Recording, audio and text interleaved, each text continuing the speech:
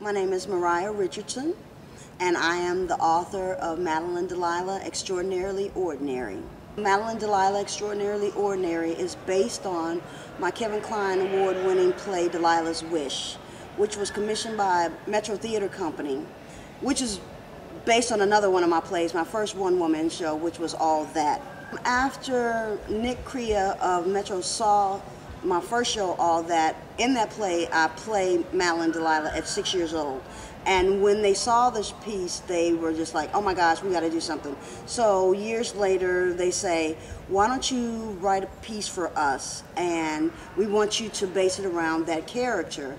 And also to write a piece that was set in St. Louis. And so that's how I came up with this particular show, well, that particular show, which was Delilah's Wish. I'm from St. Louis. The book is based in St. Louis. Went to the University of New Mexico, ended up doing plays with the Black Rep once I graduated, and then I decided I would go to LA and become a big star, and went out there and didn't do too bad at all. Actually, LA was very good to me, but I realized something, that instead of being an actor, it makes sense to be someone who creates something, that produces something, and that way you're not at the mercy of a casting director. So I wrote my first show, All That, which was a one-woman show, and it won an HBO New Writers Project Award. And then I decided to go to graduate school, and I went to Smith and got a degree in playwriting.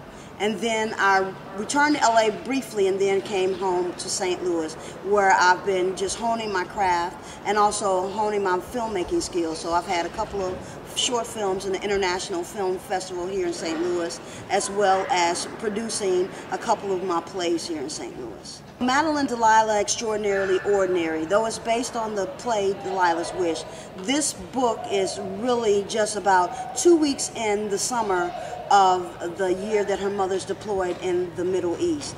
And in that time, she's lost an heirloom that her mother had given to her on the day that she was deployed.